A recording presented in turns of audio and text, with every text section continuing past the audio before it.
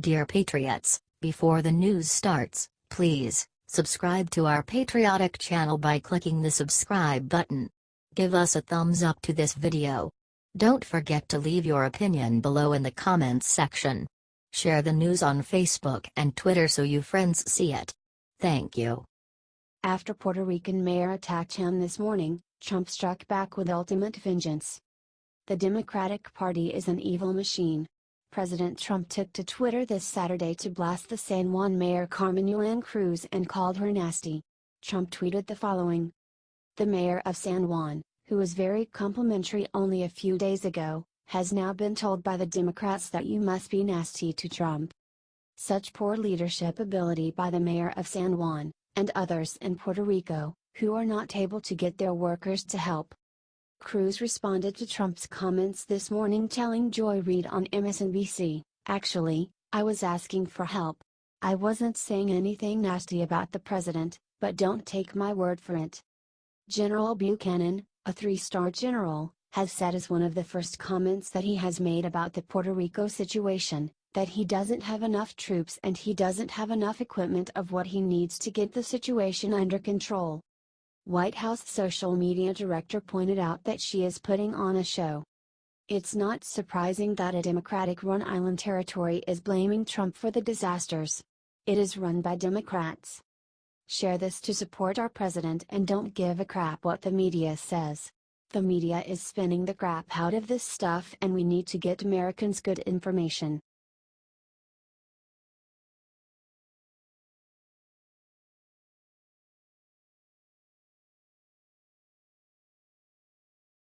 Sarah Huckabee Sanders just dripped lying media Trump attacks with 6 words that have Trump sharing. Press Secretary Sarah Huckabee Sanders is known for her wit and class when dealing with attacks on President Trump from journalists. On Saturday she again did not disappoint, lashing out at a Washington Post article that claimed President Trump ignored the humanitarian crisis in Puerto Rico to play golf at his resort in Bedminster. Sarah Sanders tweeted 6 words, WP story on PR is false. The Post claimed the president went dark from Thursday, before his Alabama rally on Friday, to the following Tuesday, only speaking to acting Homeland Security Secretary Elaine Duke briefly on Friday. Sarah Huckabee Sanders set them straight. The great thing about Twitter, which President Trump has always said, is that he and his administration can deliver messages personally to correct media falsehoods. President Trump is again at this Bedminster resort this Saturday and will be monitoring the relief efforts in Puerto Rico very closely, with scheduled phone calls to head administrators such as FEMA Director Brock Long, Puerto Rico Governor Ricardo Rossello, Puerto Rico Resident Commissioner Jennifer Gonzalez Colon and the Governor of the U.S. Virgin Islands, Kenneth Mapp. Tired of the MSM dishonesty? Let's get Sarah Sanders' correction out there by sharing this 100,000 times. HT The Hill.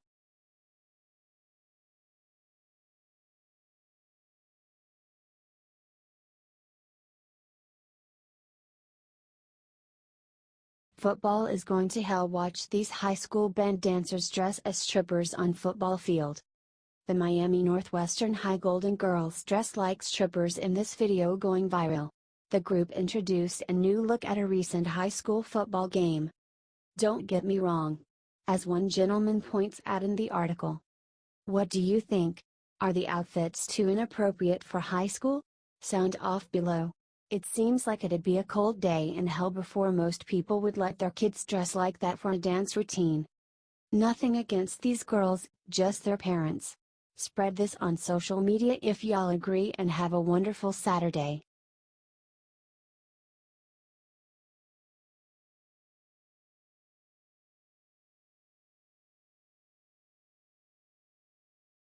Kaepernick is done. Anti-American nut donated thousands to celebrate famous cop killer. Currently unemployed former NFL quarterback Colin Kaepernick is the reason players kneel on the sidelines today. He was the originator of the whole anti-American movement. Kaepernick's whole stance, no pun intended, began as a way to shed light on police brutality, even though in far more instances than not cops are proven to have just cause to do what they do when people don't listen.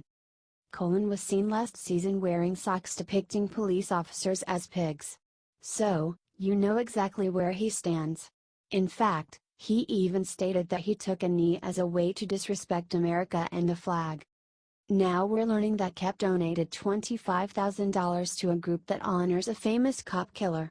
Does the name Assata Shakur ring a bell? Shakur is a domestic terrorist, murderer, race hustler, and Black Panther member who fled to Cuba after taking New Jersey State Trooper Werner Forster's life in 1973. When she fled, she was on the FBI's most wanted list.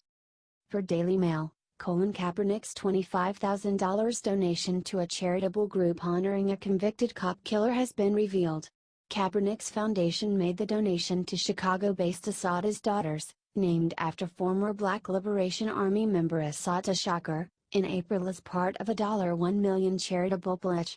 Shakur was convicted of first-degree murder in the 1973 shooting death of New Jersey State Trooper Werner Forster and sentenced to life in prison, but staged a daring jailbreak and now lives as a fugitive in Cuba. Share this with everyone you know to get the truth out about anti-American, cop-hating Colin Kaepernick. Everyone needs to know. HT/BPR.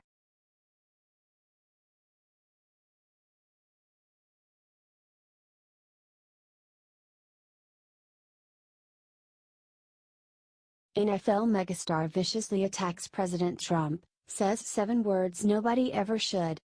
Green Bay Packers superstar Aaron Rodgers might go down as one of the greatest quarterbacks in NFL history. The numbers are there to back him up, plus he's got a Super Bowl victory under his belt.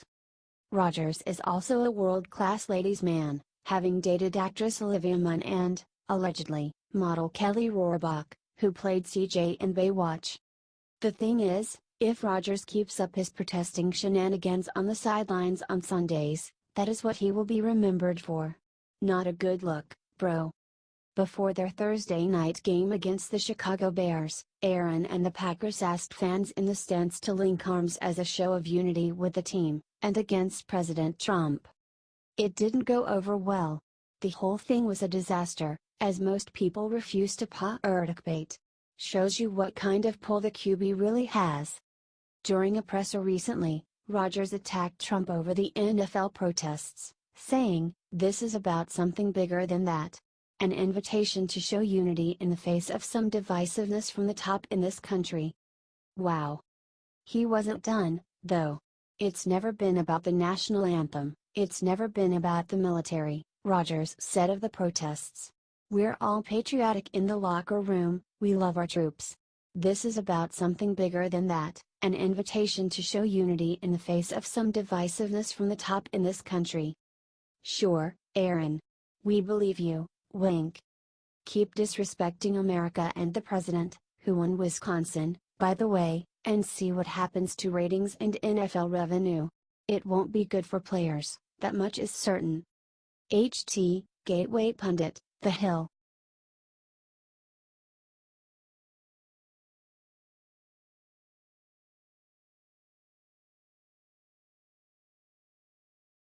Trump just took down another Obama executive order with 4 words that left Obama crying on the floor. President Trump has been working hard to cut waste in the federal government. A lot of the time that means revoking former President Barack Obama's executive orders.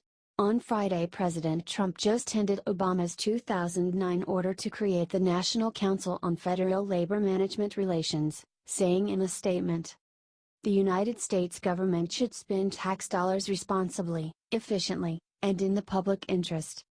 4 words Obama probably has never heard before: responsibly, efficiently, and in the public interest.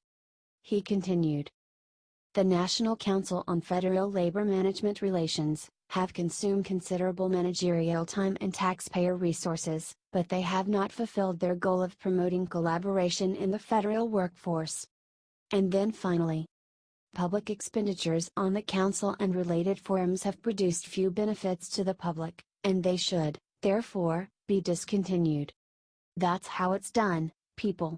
Obama was into creating councils with fancy names that seemed like they were being helpful but really just ended up being more wasteful bureaucratic nonsense. President Trump can see through the BS. The council was created with the intent of improving relationships and cohesion between labor unions and federal managers. According to the Washington Times, the unions said it was a venue to voice their concerns, while critics claim that it gave unions undue influence over federal policy.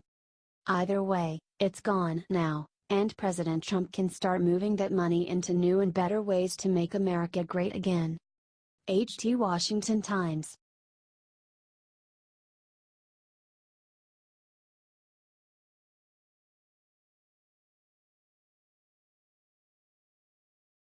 Eric Trump just got on Hannity and said the one thing about Trump liberals didn't want him to say.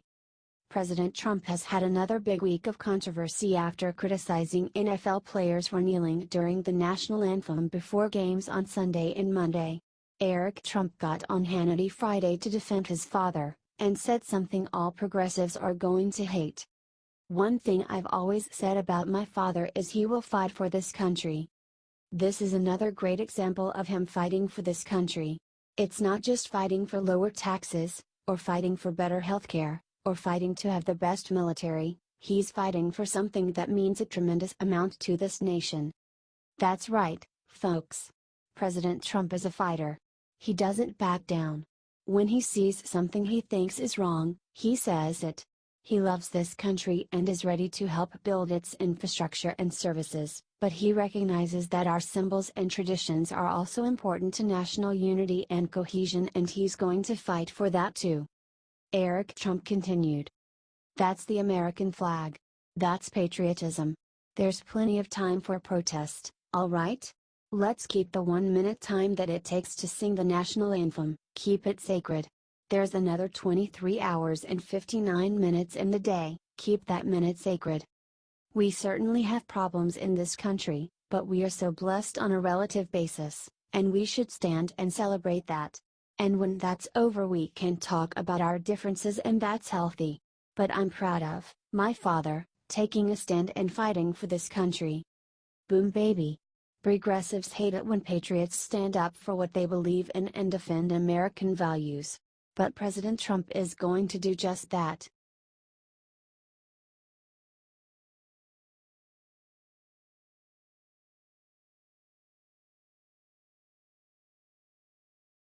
Must-see high school football players do something amazing to honor cops, going viral. Watching NFL players kneel for the national anthem sucks. All Republicans, and even some Democrats, can agree on that. What America wants to see more of is unity. That's what we need right now, without question. We need to stop disrespecting the flag, the troops, cops, and the country as a whole once and for all. Check out this unbelievably awesome gesture made by the Muscuda High School football team of Illinois to honor police officers. Per the Blaze, Athletic Director Scott Battis says the demonstration has been planned for weeks, and accidentally coincided with NFL players ramping up their protests after President Trump's criticism. "We don't see anything but people, and I think that's the most important message that we've been able to send," he explained. "It doesn't get any better than that. Pretty cool, right? Muscuda lost the game, 24-7, but honestly, who cares? It's just nice to see some unity for a change, isn't it?" Will liberal networks even report on this story? What are the odds? 0? Less than 0? Since they won't, you should spread this story like wildfire to let the left know we honor our heroes.